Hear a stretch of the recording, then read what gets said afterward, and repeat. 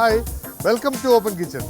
ഇന്ന് ഞാൻ നിങ്ങളെ പരിചയപ്പെടുത്താൻ പോകുന്നത് എറണാകുളത്ത് നിന്ന് വരുമ്പോൾ വരാപ്പുഴ പാലം കഴിഞ്ഞ് ഷാപ്പുംപടി ജംഗ്ഷനിലുള്ള ബിരിയാണി പാലസാണ്. ഒരുപാട് ബിരിയാണികൾ, വെറൈറ്റി ബിരിയാണികൾ കിട്ടുന്ന ഒരു സ്ഥലമായത്. രുചിയൊക്കെ അകത്ത് കയറി കഴിച്ചതിന് ശേഷം പറയാം. ഓക്കെ, വാ.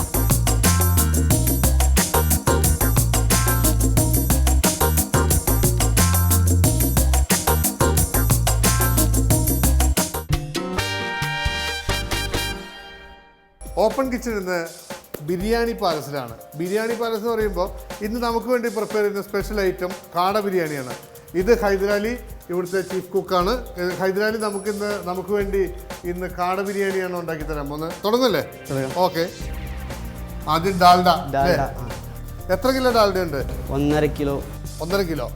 നമ്മൾ എത്ര പേർക്കുള്ള ബിരിയാണിയാണ് ഇപ്പം റെഡിയാക്കാൻ പോകുന്നത്? ഒരു 100 പേർക്കില്ല. 100 പേർക്കുള്ള ബിരിയാണി, 1.5 കിലോ ഡാൽഡ. എത്ര കിലോ അരി ഉണ്ടാവും? 15 കിലോ. 15 കിലോ അരി. എത്ര സമയം എടുക്കും ശരിക്കും അരി ബോയിൽ ആവാനായിട്ട്? ഒരു ഏകദേശം ഒരു അരമണിക്കൂർ. അരമണിക്കൂർ. വെളുത്തുള്ളി എന്തോരം ഇടും? വെളുത്തുള്ളി 1 ടീസ്പൂൺ. 1 ടീസ്പൂൺ. ഓക്കെ. നന്നായിട്ട് പൊട്ടുന്നുണ്ട്. ഒറ്റ കേൾക്കാൻ പാടില്ലേ? ഇനിയിപ്പോൾ ഒരു 1/2 ടീസ്പൂൺ ഏലക്ക. പിന്നെ 1 ടീസ്പൂൺ പെരിഞ്ജീരകം. പെരിഞ്ജീരകം 1 ടീസ്പൂൺ. കറിയാമ്പൂ 1 ടീസ്പൂൺ. തക്കോലം. തക്കോലം 1 ടീസ്പൂൺ. പിന്നെ പട്ട, നമ്മുടെ സ്വന്തം പട്ട 1 ടീസ്പൂൺ. 1.5 ടീസ്പൂൺ. 1.5 ടീസ്പൂൺ വരെ ആവാം. ഓക്കെ.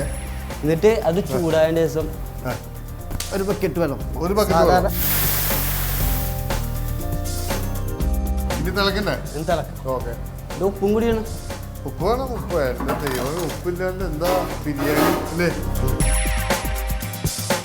ഉപ്പ് പാകത്തിന് കേട്ടോ.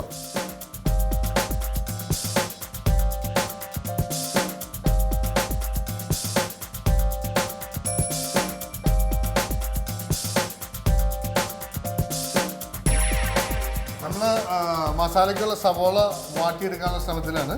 ഇത് എത്ര കിലോ സവോള ഉണ്ട്? ഇതൊരു 7 കിലോ എടുക്കും. 7 കിലോ. ഒഴിക്കാനോ? ഒഴിക്കാം. ഒഴിച്ചോ. വെളിച്ചെണ്ണ അല്ലേ? ഇത് വെളിച്ചെണ്ണ. ഓക്കെ.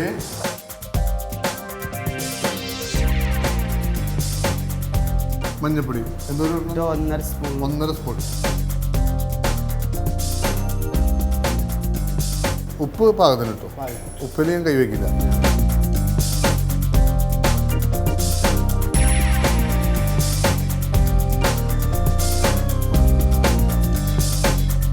വെള്ളം നന്നായിട്ട് തിളച്ചിട്ടുണ്ട്. നമുക്കിനി അരി ഇടാം. അരി ഇത് ഏത് അരിയാണ് ഉപയോഗിക്കുന്നത്? ഇത് ആലിബാബ. ആലിബാബയും 41 അല്ലേ? ആലിബാബ അരിയാണ്. നല്ല കോസ്റ്റ്ലി ആയിട്ടുള്ള അരിയാണ്.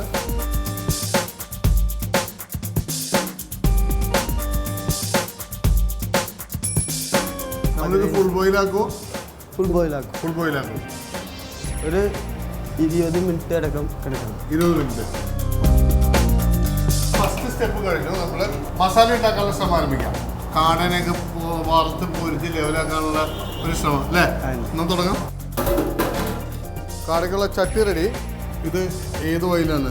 ഇത് വെളിച്ചെണ്ണയാണ്. വെളിച്ചെണ്ണ. ഓക്കെ. എന്തോരം ഒഴിക്കണം? ഒരു 2-3 കിലോ ആവുമ്പോൾ പറയണേ.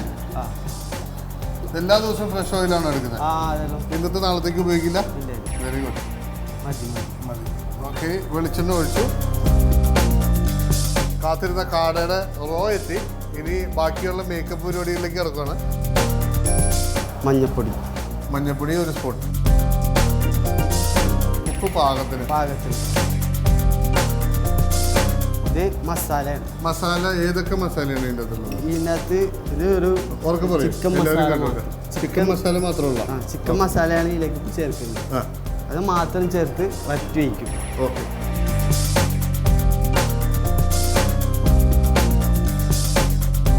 നമ്മൾ ഈ കാടയുടെ കൂടെ കാട മസാല പറ്റുമ്പോൾ കോൺഫ്ലോറും കൂടെ കുറച്ച് ചേർക്കും.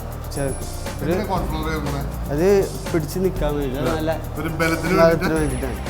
രുചിയും കൂടുതലുണ്ടോ? രുചിയും കൂടുതൽ. ഇത് എത്ര കിലോ കാടയുണ്ട്? ഇതൊരു ഏകദേശം 7 കിലോയുടെ. 7 കിലോ കാട. ഇത് ശരിക്കും വറ്റിക്കുക.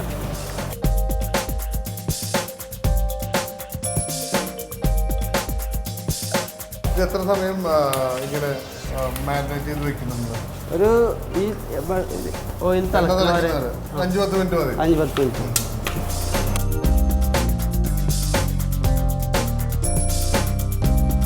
നമ്മൾ സെക്കൻഡ് സ്റ്റെപ്പ് കാട ഫ്രൈ ചെയ്തുകൊണ്ടിരിക്കുകയാണ്.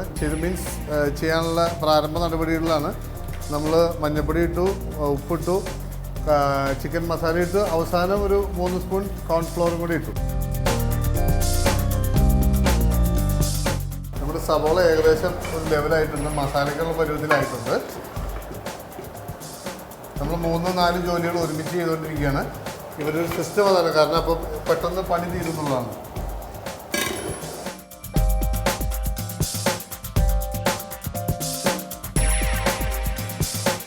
മാരിനേറ്റ് ചെയ്ത് വെച്ച കാട നമ്മളിനി ഫ്രൈ ചെയ്യാൻ പോവാണ്.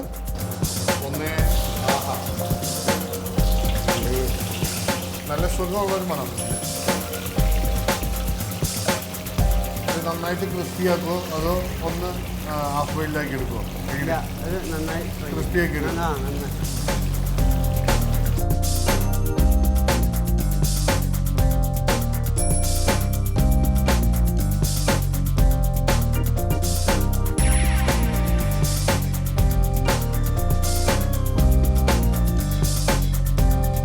റൈസ് റെഡി ആയിക്കൊണ്ടിരിക്കുകയാണ്. ഇനി കുറച്ച് സമയം കൂടി ഉള്ളൂ. ഏകദേശം ആയിട്ടുണ്ട്. ഇനി കുറച്ച് സമയം കൂടെ.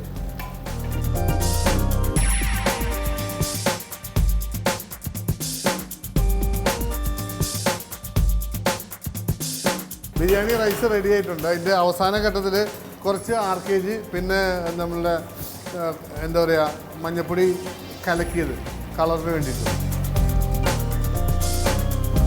ആഹാ, നല്ല ബിരിയാണിയുടെ ഒരു കൊതിപ്പിക്കുന്ന സുഗന്ധം വന്നു തുടങ്ങിയിട്ടുണ്ട്. എൻ്റെ കൺട്രോള് ചെറുതായിട്ട് നഷ്ടപ്പെട്ടു തുടങ്ങിയിട്ടുണ്ട്. വലിയ താമസമില്ലാതെ നമുക്കിത് കഴിക്കാമെന്നുള്ളതാണ് എൻ്റെ പ്രതീക്ഷ. ഇത് മഞ്ഞൾപ്പൊടി കലക്കിയത്. മഞ്ഞൾപ്പൊടി കലക്കിയത് അത് കുറിച്ച് വെച്ചാണോ? ഭംഗിക്ക്. അപ്പം റൈസ് റെഡി. ഇനി നമുക്ക് കാടയിൽ പിടിക്കാം. കാട ഏകദേശം റെഡി ആയിട്ടുണ്ട്.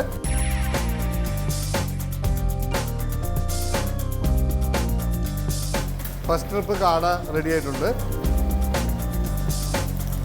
നമുക്ക് മസാല അടിക്കണം അല്ലേ? നമ്മൾ ബിരിയാണി ഗാർണിഷ് ചെയ്യാനുള്ള പരിപാടിയാണ്.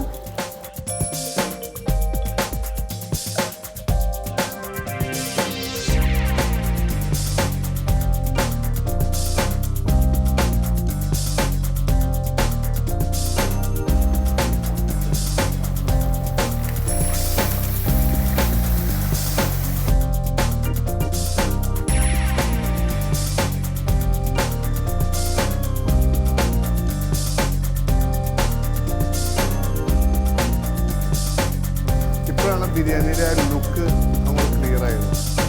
ഒരു മേമ്പൊടിക്ക് നമ്മൾ കുറച്ച് ക്യാരറ്റും കൂടി ഇടുവാണ്.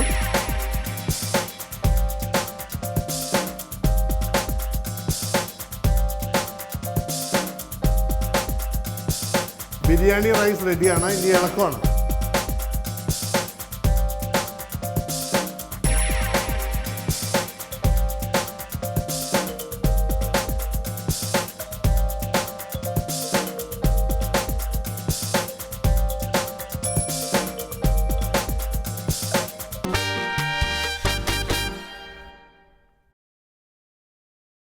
നമ്മൾ കാട ബിരിയാണിക്കുള്ള മസാല റെഡിയാക്കാൻ പോവാണ്.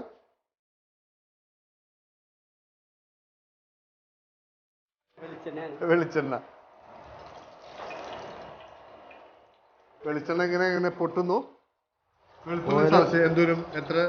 ഒരു 3 ടീസ്പൂൺ. 3 ടീസ്പൂൺ. 7 കിലോ കാടയായിരുന്നുണ്ടായിരുന്നു. 3 ടീസ്പൂൺ വെളുത്തുള്ളി ചതച്ചത്. ഫുള്ളായിട്ടാണ് കേട്ടോ.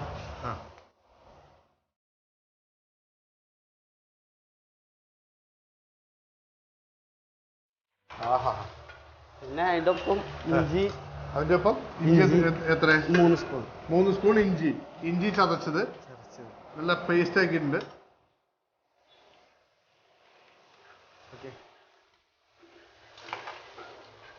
പിന്നെ പച്ചമുളക് ഓക്കെ. എത്ര സ്പൂണാ? 2 സ്പൂൺ. 2 സ്പൂൺ.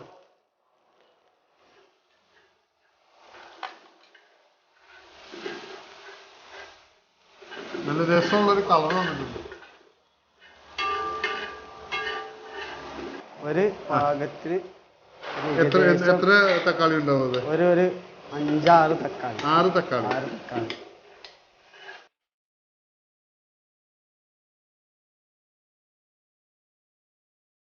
ആരാ ഇതൊക്കെ പഠിപ്പിച്ചത്? ഇതൊക്കെ ഒരു മാസം ഉണ്ടായി. ഹാദം മാസ്റ്റർ അല്ലേ? ഹാദം മാസ്റ്റർ ഇപ്പൊ ഈ പരിപാടി കാണുന്നുണ്ടാവോ? അതെ അല്ലേ? ഒരു ഹായ് പറയൂ.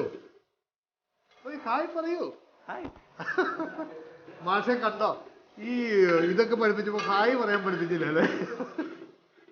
നമ്മള് നേരത്തെ സബോള നന്നായിട്ട് വാട്ടിയെടുത്ത് ഒരു പേസ്റ്റ് പരുവത്തിലാക്കിയിട്ടുണ്ടായിരുന്നു. അതിന് ഇതിന്റെ അധികം ഒഴിക്കാൻ പോകണം. ഒഴിച്ചോളൂ.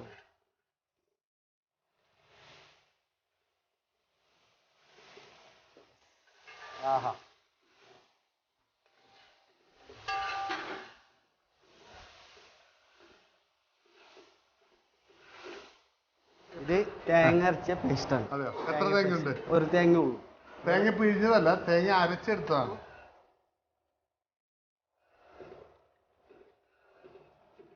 ഇതിന്റെ രുചി വരുന്ന വഴികൾ കണ്ടോണേ.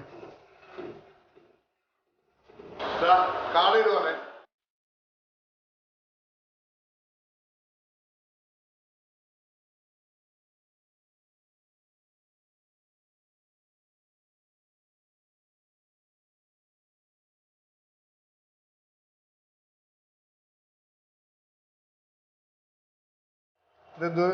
എന്തോരുണ്ട് അണ്ടിപ്പരിപ്പ്? അണ്ടിപ്പരിപ്പ് എന്ന് വെച്ച് കഴിഞ്ഞാൽ ഒരു 2 സ്പൂണത്തോളം ഒഴിക്കുക. 2 സ്പൂൺ കാഷ്യൂ പേസ്റ്റ്. ഈ കാഷ്യൂ അങ്ങോട്ട് ചെന്ന് കഴിയുമ്പോഴാണ് ഒരു ഇത് വരുള്ളൂ അല്ലേ? ഒരു ഗുമ്മ വരുള്ളൂ.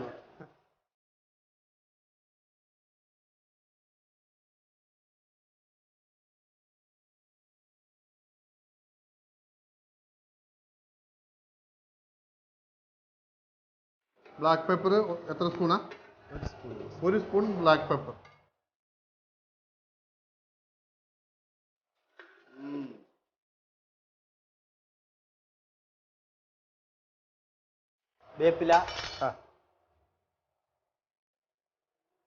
വേപ്പില ചേർക്കുന്നു. അപ്പൊ നമ്മള് കാഷ്യൂ പേസ്റ്റ്, തേങ്ങ അരച്ച് ചേർത്തു, മല്ലിയില, വേപ്പില.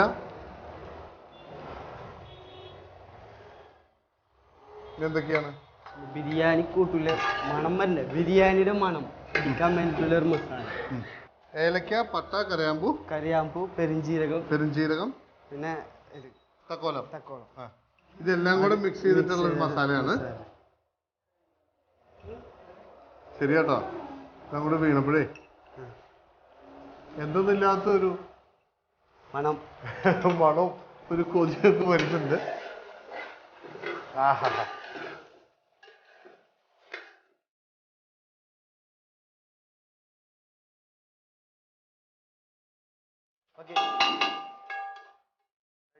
ബെല്ലടിച്ചു, റെഡി ആയിട്ടുണ്ട്. ഇനി നമുക്ക് നമ്മുടെ പതിവുള്ള പരിപാടിയിലേക്ക് കിടക്കാം അല്ലേ? എടുത്തോ, എന്തിനാ താമസിപ്പിക്കണേ?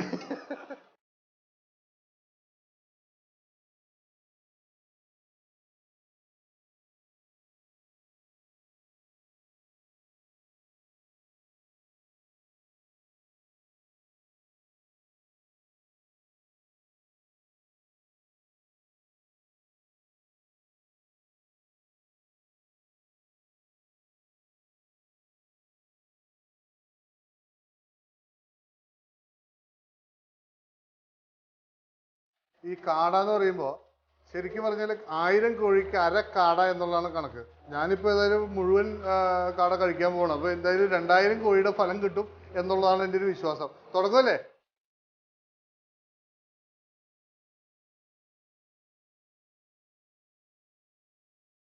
നല്ല എന്താ പറയുക, ഇതുപോലത്തെ ബിരിയാണി റൈസ് എന്താ പറയുക, ശരിക്കും എന്താ പറയുക, കൂടുതൽ കഴിക്കാനുള്ള ടെൻഡൻസി ഉണ്ടാക്കുന്ന ഒരു ടേസ്റ്റാണ്. സൂപ്പറായിട്ട് കാടയെ പിടിക്കുവാണേ.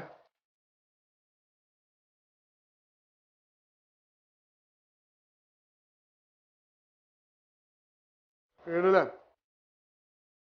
അതിന് കളിക്ക് നിൽക്കുന്ന എൻ്റെ ഒരു പേഴ്സണൽ റിക്വസ്റ്റ് എന്താണെന്ന് വെച്ചാൽ ഇവിടുത്തെ കാട ബിരിയാണി വാങ്ങി കഴിക്കണം. നല്ല ഒന്നാം തരം ടേസ്റ്റ്. സ്പൈസി അല്ല, അധികം നെയ്യും കാര്യങ്ങളൊന്നുമില്ല. എല്ലാം വളരെ ലൈറ്റായിട്ടാണ്, നല്ല സോഫ്റ്റ് ആയിട്ടുള്ള ബിരിയാണി. അതാണ് എനിക്ക് തോന്നുന്നത്. സൂപ്പർ ബിരിയാണിയാണ്. ഇദ്ദേഹം കാര്യം പ്രായത്തിൽ ചെറുപ്പമൊക്കെ ആണെങ്കിലും ബിരിയാണി ഉണ്ടാക്കുന്ന കാര്യത്തിൽ മൂത്താപ്പിയാണ്. അപ്പോൾ താങ്ക് യു. ഇനിയും ഒരുപാട് ഡിഷസ് ഞാൻ ഇനിയും വരും ഈ വഴിക്കൊക്കെ വരുമ്പോൾ കേട്ടോ. അപ്പോൾ ഇനിയും ഒരുപാട് ഡിഷസ് ഞങ്ങൾക്ക് വേണ്ടി വേണം. എല്ലാവർക്കും വേണ്ടി ഞാൻ ഹൈദരാലിക്ക് ഒരു താങ്ക്സ് പറയണം. Thank you. ഓക്കെ.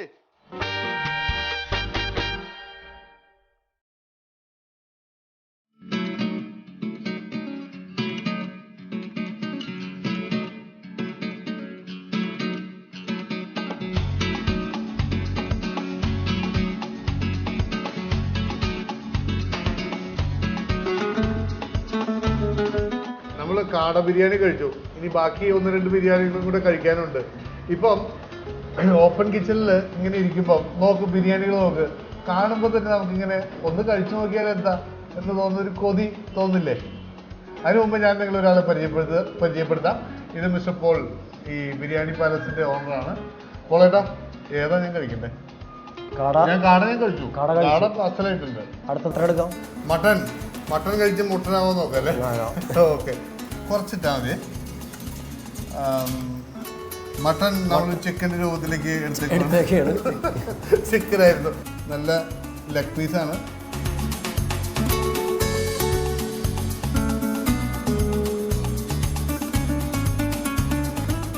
നല്ല ഉഷാറായിട്ടുണ്ട്. ഇവിടുത്തെ റൈസ് നല്ല ഗംഭീര സംഭവം. ഞാൻ പറഞ്ഞില്ലേ, പൂ പോലത്തെ റൈസായിരുന്നു. അതുപോലെ തന്നെ ചിക്കൻ, അതിൻ്റെ മസാല ആവശ്യത്തിന് സ്പൈസി ആയിട്ടുള്ളതാണ്. നല്ല വിരുദ്ധം ടേസ്റ്റാണ്. എപ്പോൾ തൊട്ട് എപ്പോൾ വരെയാണ് ഹോട്ടലിൻ്റെ ടൈമിങ്? ഞങ്ങൾ 12 മണിക്കാണ് ഇതിൻ്റെ ഹോട്ടലിൻ്റെ സമയം വെച്ചിരിക്കുന്നത്. 10 മണി വരെയാണ്, രാത്രി 10 മണി വരെ. രാത്രി 10 വരെ. ഇനി നമുക്ക് നോക്കാം. അടുത്തത് മട്ടനാണ്. മട്ടൻ ആയിക്കോട്ടെ.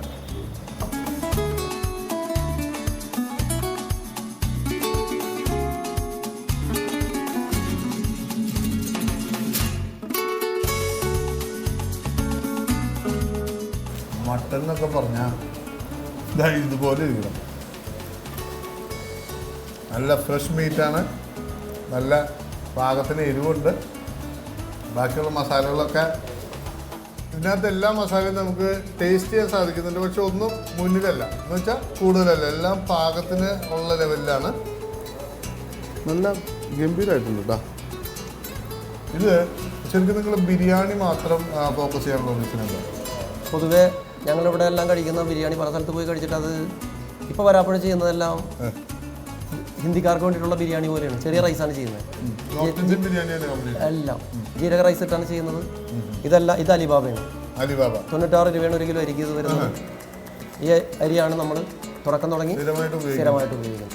അങ്ങനെ ഈ 96 രൂപയുള്ള അരിയൊക്കെ കിലോയ്ക്ക് റേറ്റുള്ള അരിയൊക്കെ വെക്കുമ്പോൾ അത്യാവശ്യം നന്നായിട്ട് ചാർജ് ചെയ്യായിരിക്കും അല്ലേ? ഞങ്ങൾ 110 രൂപയാണ് ചിക്കന് ചാർജ് ചെയ്യുന്നത്. 110 ഉള്ളൂ. 110 നോർമൽ റേറ്റ് ആണ്. മട്ടൺ ചെയ്യുന്നത് 140, ബീഫ് ചെയ്യുന്നത് 70 രൂപ, വെജിറ്റബിൾ ചെയ്യുന്നത് 65 രൂപ. നോർമൽ റേറ്റ് ഉള്ളൂ. ആർക്ക് വേണമെങ്കിലും വന്ന് കഴിക്കാവുന്ന ഒരു റേറ്റ് ആണ്. ഇനി നമുക്ക് എവിടെ? അടുത്തത് നമുക്ക് ബീഫാണ്. ബീഫ് ഇങ്ങനെ നല്ല രസമുണ്ടാവും. പലതരം ബിരിയാണികൾ ഇങ്ങനെ കഴിച്ചുകൊണ്ടിരിക്കുക എന്ന് പറഞ്ഞാൽ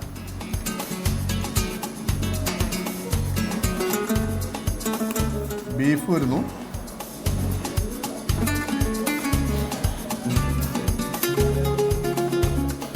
നല്ല സൂപ്പർ ബീഫ് ബിരിയാണി. എന്താ ഇപ്പം നിങ്ങൾ മീൽസ് ചെയ്യാത്തതിൻ്റെ കാരണം? അതോ മീൽസിന് പകരമായിട്ട് ഇപ്പോൾ നേരത്തെ പറഞ്ഞ ഷവർമ അല്ലെങ്കിൽ ഗ്രിൽഡ് ചിക്കൻ അങ്ങനെയുള്ള സംഭവങ്ങൾ ചെയ്യാനാണോ വൈകുന്നേരങ്ങളിൽ ചെയ്യാനാണോ? ഞങ്ങളിപ്പോൾ വൈകിട്ട് തുടങ്ങിയേക്കുന്നത് ചപ്പാത്തി, പൊറോട്ട, മസാല ദോശ ആ ഒരു ഐറ്റംസിലേക്കാണ്. ഓക്കെ, ഘട്ടം ഘട്ടമായിട്ട് ഗ്രിൽഡ് ചിക്കനിലേക്ക് മാറാനുള്ളൊരു ആലോചന നടക്കുന്നു. അതടുത്ത് തന്നെ കാരണം നോയമ്പ് സമയമാണല്ലോ, അത് കഴിഞ്ഞിട്ടുള്ള സമയം ഡിസംബർ തുടങ്ങിയിട്ട് ഗ്രിൽഡ് ചിക്കനിലേക്ക് കിടക്കാമെന്ന് വിചാരിച്ച് അങ്ങനെ ഒരു ആലോചന നടക്കുന്നു. എന്താ ശരിക്കും ഹോട്ടൽ ഫീൽഡിലേക്ക് നിങ്ങൾ ബേസിക്കലി വേറെ മറ്റു പല ബിസിനസ്സും ചെയ്യുന്ന ആളാണ്. ഈ ഹോട്ടൽ ഫീൽഡിലേക്ക് വരാനുള്ള റീസൺ എന്താ ശരിക്കും? ലാഭം മാത്രം പ്രതീക്ഷിക്കുകയാണെങ്കിൽ 96 റൈസ് വെച്ച് ചെയ്യാൻ പറ്റില്ലല്ലോ. ഈ പറയുന്നതിനകത്ത് ചെയ്യാൻ പറ്റില്ല. ഈ എല്ലാവർക്കും എല്ലാ സ്ഥലത്തും വാങ്ങിക്കുന്ന സെക്കൻഡ് വാങ്ങിക്കുമ്പോൾ ഞങ്ങളത് ഫസ്റ്റിലേക്കാണ് ചെയ്യുന്നത്. കാരണം എന്തായാലും ചിക്കൻ ആയാലും മട്ടൺ ആയാലും ബീഫാണെങ്കിലും 160 160 മേലെ കൊടുത്തിട്ടാണ് വാങ്ങിക്കുന്നത്. 4 ബീഫിൻ്റെ ആളാണ് ഇപ്പോൾ മാറ്റിയേക്കുന്നത്. ഒരു ദിവസം മോശമായാൽ ആ ദിവസം സാധനം ഉപയോഗിക്കില്ല. പിന്നെ നാട്ടിലേക്ക് ഉപയോഗിക്കുന്നത് അൽഫാം മറ്റേ അറുത്തിട്ടാണ് ഈ സാധനം ഉപയോഗിക്കുന്നത്. ഇവർ ചെയ്യുന്നതും അതുപോലെ ഹലാല് ആണ് നമ്മൾ. എന്തൊക്കെയാ വേറെ ഐറ്റംസ് ഉള്ളത്? ഇത് കൂടാതെ ചെയ്യുന്നതാണ് എഗ്ഗ് ചെയ്യുന്നുണ്ട്, ഫിഷ് ചെയ്യുന്നുണ്ട്, ഫിഷ് ഉണ്ട്, ഡക്ക് ചെയ്യുന്നുണ്ട്. ഓരോ സ്പെഷ്യൽ, ഓരോ ദിവസം എല്ലാത്തിനും ഓരോ സ്പെഷ്യലാണ്. ഒരു ദിവസം ഡക്ക് ആണെങ്കിൽ ഒരു ദിവസം ഫിഷ്, അടുത്ത ദിവസം കാട, അങ്ങനെ ഓരോ സാധനത്തിലേക്ക് സ്പെഷ്യൽ. പ്രത്യേകിച്ച് കൂന്തല്, ഇന്ന് ഓരോ ദിവസം സ്പെഷ്യലാണ് ചെയ്യുന്നത്. അയ്യോ കഷ്ടമായി പോയി. ഞാൻ വന്ന ദിവസം ഡക്കില്ല, കൂന്തലില്ല, കക്കിറച്ചില്ല, ഇതെല്ലാം ഉണ്ട്. അത് ശരിക്കും പറഞ്ഞാൽ അതും കൂടി ഉള്ള ദിവസം വരായിരുന്നു അല്ലേ? ഇന്നത്തെ സ്പെഷ്യൽ എന്തായാലും കാടയായിരുന്നു. നല്ല കിടിലൻ കാട ബിരിയാണി ആയിരുന്നു. ബാക്കിയുള്ള ബിരിയാണികൾ ഒന്നിനൊന്ന് മെച്ചമാണ്.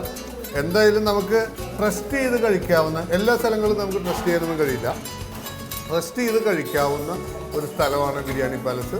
എന്തായാലും പൊളിച്ചേട്ടാ, സംഭവം ഗംഭീരമായിട്ടുണ്ട്. എല്ലാ ബിരിയാണികളും എനിക്ക് ഇഷ്ടപ്പെട്ടു. എല്ലാ പ്രേക്ഷകർക്കും വേണ്ടി വലത്ത് കൈ ഒഴിവില്ലാത്തതുകൊണ്ട്